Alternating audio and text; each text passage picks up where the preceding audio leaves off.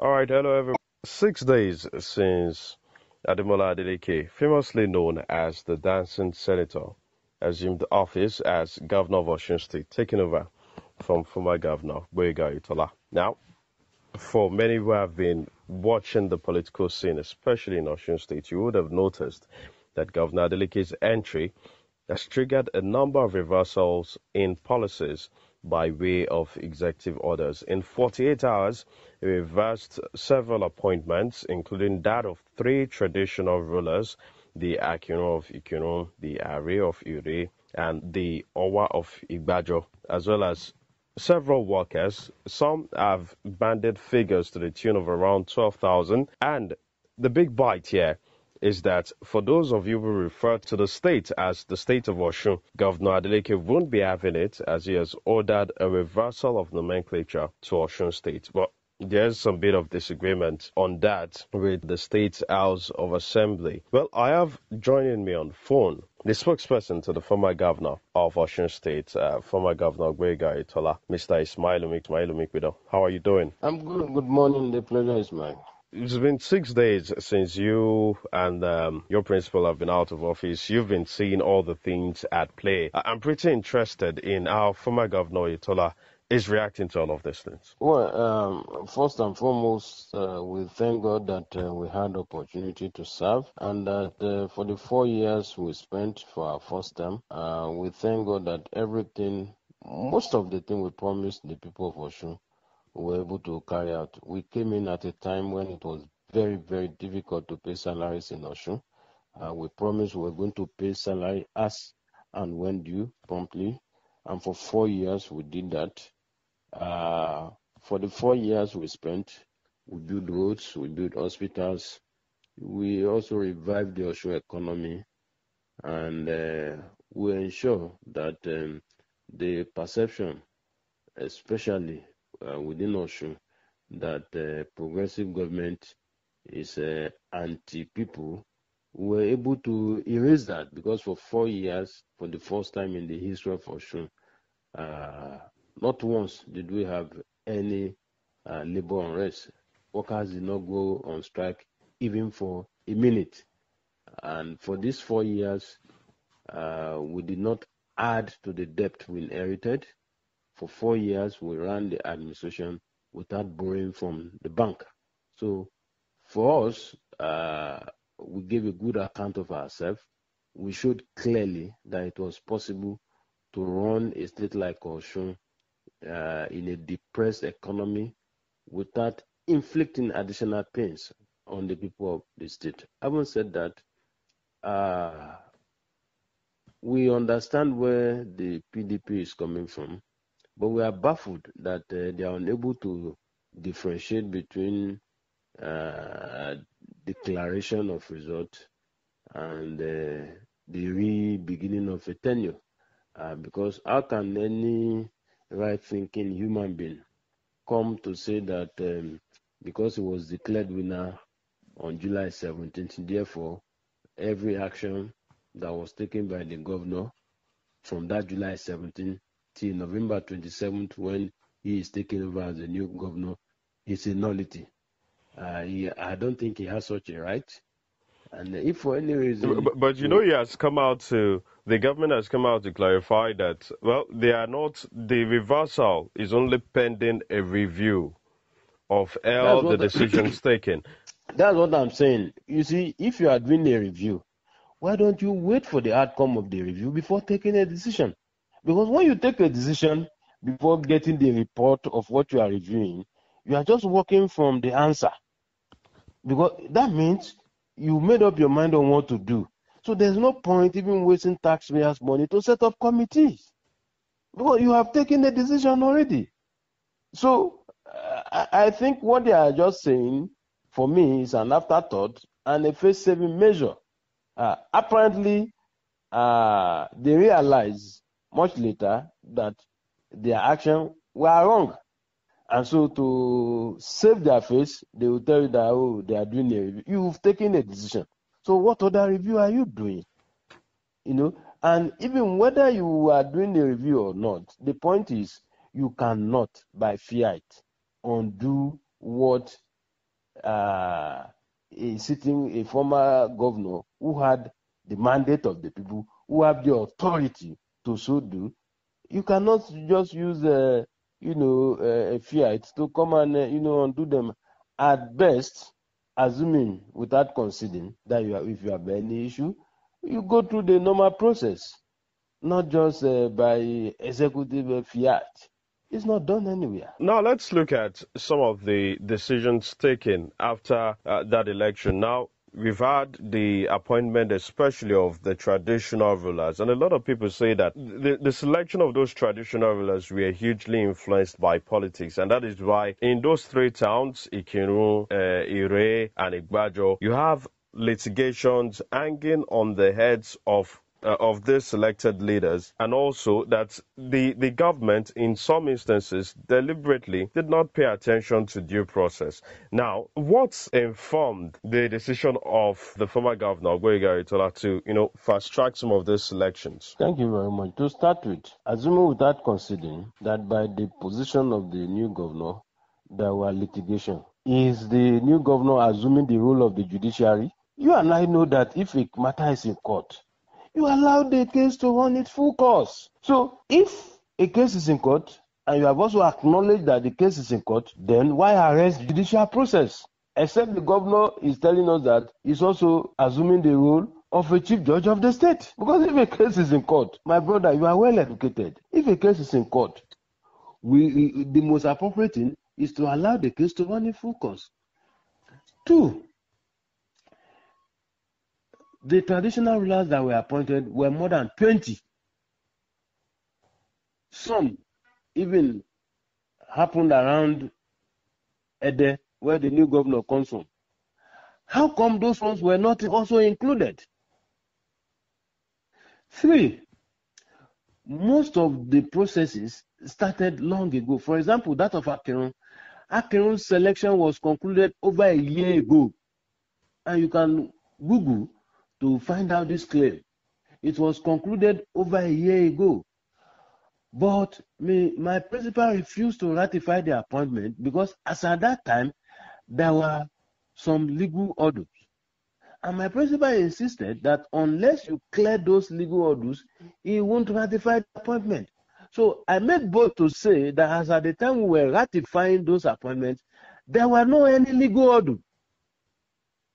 Maybe the litigation they are talking about happened after the confirmation, and it's allowed. If you are aggrieved, you go to the court to ventilate anger. So rather than arrest the judicial process, why don't you allow the judicial process to run its full course? Let's move on from there and talk about other issues that have popped up. Now, I know that the Oyetola government has amplified the message that it did not access any loan during the 4 years of administration, and that it left around 14 billion naira to run for the state, and that it didn't know salaries during the course of the 4 years. But about 2 days ago, the Adeleke administration came out to say that's not true. We have about 76 billion naira in debts, covering salaries, gratuities, pensions, and several other things. Now, I'd like you to provide clarity first on how the Oyetola administration was able to run without taking any further loans. That's one. Two, it's common these days to find governments say, oh, we paid salaries, but you have deductions that have not been paid. And I am aware that several months of deductions are being owed in Osun State by the Oyetola administration, and you're not counting that as salary. So I'd like you to provide clarification to that. Thank you very much. First, I insist that for the 4 years we ran the government, we didn't add to the debt we inherited, and that we also paid from the debt we inherited to the tune of 97 billion. Now, if according to their claim that we're owing salary arrears, by their claim, the amount they put for salary arrears, what it meant was that we were owing close to a month, close to a year's salary. You cannot owe civil servant salary for 2 months, and you think they will allow you to have peace, to enjoy the kind of peace we enjoyed in Osun. I don't know where they came up with that figure from, but my suspicion is that they may have gone to dug up the debts that we inherited from the Aregbesol's administration. And this can also be verified. For 4 years, we paid salary as and when due. In fact, the salary of November was signed off by Mr. Governor on the 20th of November. But because of this idea of taking orders from a man who had no authority to so give the idea, those in the Accountant General's office frustrated every attempt to get workers paid their salary before we left on the 27th. As I'm speaking to you, having worked until midnight 26th, I'm entitled to my November salary. But as I speak, I have not gotten my salary. And I am sure I will be shocked if by the time they eventually release the November salary, they paid those of us political appointees our salaries. Now, I'm talking about deductions. You know, when we came in 2018, we came in and were trying to stabilize. So at the beginning, we were paying net of net because, you know, we were just coming out from half salary. And so it was very challenging. It was very, very difficult. So at the beginning, we were paying net of net. And subsequently, we started paying everything, including those deductions. Now, the last deductions, which is of 3 months, we paid them before we left, but the Accountant General refused to authorize the payment. And if you permit me, I will share this letter with you, and I can send a copy to you. It was written by Association of Senior Civil Servants of Nigeria, Osun State Branch. They say the appeal for the payment of 3 months outstanding salary deduction to cooperative societies. You know, the moment we got this, you know, it was more like a, you know, like a reminder, and we immediately honored it. So the deductions you are talking about was just for 3 months, and we honored it. So if they have not received it, it is the Accountant General who probably refused to, you know, authorize it. So you're saying that the Accountant General of the state must have been defiant to the orders that may have been issued by Governor Oyetola? About 1 week to our departure, he became unreachable to the extent that some of Mr. Governor's appointees were even trying to encourage Mr. Governor to fire him. Now let's talk about the looting, because now that is one of the biggest reports in the last 2 days. Reports of looting in some local government. I think it's Orulu local government. They said the offices were completely looted by the chairman. Sorry, before you finish, let me read what they wrote here. They say that Your Excellency, the Executive Governor, blah blah blah, Gboyega Oyetola, we bring you fraternal greetings from the Association of Senior Civil Servants of Nigeria, a vanguard affiliate of Trade Union Congress, and only union that constitutes council of blah blah blah. Your Excellency, sir, the refusal of the Accountant General to effect the payment of these 3 months outstanding deductions from worker salary in the state, despite the several intervention of the Honorable Commissioner of Finance, Mr. Gboyega Oyetola, the last being Friday, the 11th day of November 2022, and as well in the wicked contrary to your gracious express approval and the go-ahead directive given to them to honor this obligation, has created a negative impression. This is a letter from the union. From the Senior Staff Association of Civil Servants. About these deductions you are talking about. It was 3 months that were outstanding. And Mr. Governor approved the payment. But the man who believes that Mr. Governor's time was up and that he needed to now take instructions from the other man, refused to honor it. All right. Well, let's... And we had money to take care of the payment. So it was as if there, it's a different thing if there was no money. Talking Now, about the I am looting. not aware of those, what they call looting. But you see, PDP in Osun, they have this tradition of lying. I will speak for myself and speak for my principal, at least those ones I know very well. My official quarters, when I left, I asked them to take inventory of everything. The AC, the dining chair, the bed, everything. I even asked a photographer to help me snap. I signed, they signed. Now, if after leaving, somebody somewhere goes back, connive and did anything and whatever they want to do, will it be fair to still accuse me of whatever that happened there? What I did was to go extra mile. I told the security people that please, anybody, all person. The network appears to be breaking. Let me see if it can be clearer. All right, you can go on, sir. Can you hear me?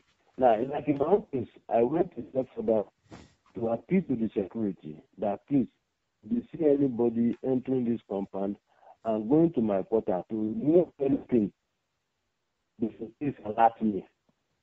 Because I know that some persons can do it. I handed over, they took inventory, I signed, they signed. So, even handed over the key. What happens after that, I can't be held responsible. Even at that, I still took a step further to ensure, because I don't have anything, but I had my name and integrity to present, and I will go to any length, to protect it. So, I don't know of those other people we are talking about, but it's not possible for a local government chairman who is still serving to have looted his office. But I'm very sure you must have seen the clips from the deputy governor's quarters. And I would like to know, what is the reaction? Because a lot of people are saying this is embarrassing to the Oyetola administration. I don't speak for the deputy governor. I'm not asking you to speak for the deputy governor, but what I'm saying is that the clips going on all around indicates that the deputy governor's lodge was looted, even with bulbs, the mattresses, the furniture. Sam, between us, you are not yet the deputy governor, but I don't think you will descend so low to take a bulb from the house. The only person who can do that is either a gate man or a cleaner. And if such a person does that without your consent, will it be fair to hold you responsible? Let's be fair and be honest with ourselves. What will the deputy governor do with the bulb of his official quarter? What kind of luck? Let's be honest with ourselves. What will he do with the bulb? Blaming this on the workers, people who may be within the deputy governor's quarters. That means that at the point when the Oyetola administration was living, there was no security around the government house, government quarters. See, like my principal stopped sleeping in the government house 1 week before we handed over. I think November 30th, we went for a function in Iragbiji. I will consect. I think either November 30th or 31st. I can't remember. No, not November. Not November 30th. Not because November. I think the handing over was around November 27th. So maybe I will consect. But if you check my Facebook page, it was the day we went for Iragbiji Day. I think it was the last. I think first month in November. I can't remember the exact day. That was the day my principal stopped sleeping in the government house. Okay. That was the day he stopped sleeping in the government house. And from that day, he would just come in the morning, attend to whatever he wants to attend to, go to the office, and, off he goes back to the Abuja. Now, but you see, personal experience of how things work in But do you think that some of these things that eventually happened and maybe rubbing off on Governor Oyetola's administration, there's no way you can rub off on him because people know him and people know what he stands for. Yeah, people know him. But don't you think that this wouldn't have been an issue if a transition committee had properly been set up to work cordially, and if the transition had been smooth? That's an issue I would discuss with you. They had their own transition committee. I was on transition committee. At the beginning, that's another issue that maybe we may need to weigh in on at some other time. At the beginning, the election result was announced on July 17th, and by 2 days later, They started accusing us of looting government property. Google, you will see them there. So 1 week later, they set up the transition committee. And when I had cause to engage the chairman of the transition committee on a radio program, I challenged you and said, look, if you guys knew you were setting up a transition committee this early, why start with lies and propaganda? I said, you are not willing for a smooth working relationship, because how can you just wake up 3 days after election and say, oh, they are looting government property? So this issue of looting, they started it since, I think, July 20th or thereabout. That was when they started this story. Go and check, Now, eventually, when we had our own transition committee, the chief of staff to Mr. Governor was relating to them. And when we called for a meeting between the two parties, they stylishly withdrew from the meeting. The next thing, they asked us to hand over to the most senior civil servant. And as at the time we were leaving, the most senior servant was the head of service. And we wrote a cover letter to state that we're handing over the handover notes to the head of service as was directed by them. So we had 2 documents that we handed over. There was one for finances, which was about 10 or 11 pages. And there was another one for a comprehensive handover note, which is over 200 pages. All this issue of debts they are raising now, all of them are inside. So if they have to go through those handover notes, they won't be making the type of mistake they are making and making mess of themselves. But from what I found out, because, as a journalist, we also have our way of getting information. From what I found out, the briefing they got from civil servants was different from what they dish out to the members of the public. And I believe very strongly they did what they did to save their face of the embarrassment they suffered at the tribunal on the day they issued the statement. Because, it coincided with the day they presented a blank document as a certificate of the governor at the tribunal. And it was very embarrassing, because even their counsel said that he couldn't read what was inside the thing. And so in an attempt to mitigate the embarrassment, they had to come up with their own lie to say that we left debt of how many billion, when it's clear to everybody. You can't borrow without going through the State House of Assembly. And they had members in the State House of Assembly. To wrap things up, I'm interested in, is former Governor Gboyega Oyetola confident? Because from the tone of his, farewell speech, even from the headlines, it gave the impression as if he hasn't considered yet, and that, well, regardless of the outcome of whatever happens at the tribunal or even at the courts, he would still like to come back. So I'd like to know, what's next for him? Is he still waiting on the courts, on what happens at the courts, at the tribunal, or are we going to see a case in which in the next 4 years it would be former Governor Gboyega Oyetola versus Ademola Adeleke again? By the grace of God, we are confident in our case before the election tribunal. And we believe that in another 6 months or thereabout, we will be back to Osun by the grace of God, because we are confident that we are going to regain our mandate, because we have evidence to prove beyond all reasonable doubt that there was overvoting in that election, and that the overvoting was in favor of the new governor. Besides that, we have very strong evidence to prove that as at the time he stood for that election, he was not qualified to stand for the election. So on those 2 grounds, we're confident. Well, that will be left for the courts to prove. But that is what I'm saying. Yes, but in the event that things go the other way, is there a chance that both men, it will be a fight of familiar foes in 2026? Because that has not happened, I cannot make a categorical statement on that. We take things one after the other. All right, thank you very much, Mr. Ismail Omipidan. That's the spokesperson to the former governor of Osun State, former Governor Gboyega Oyetola.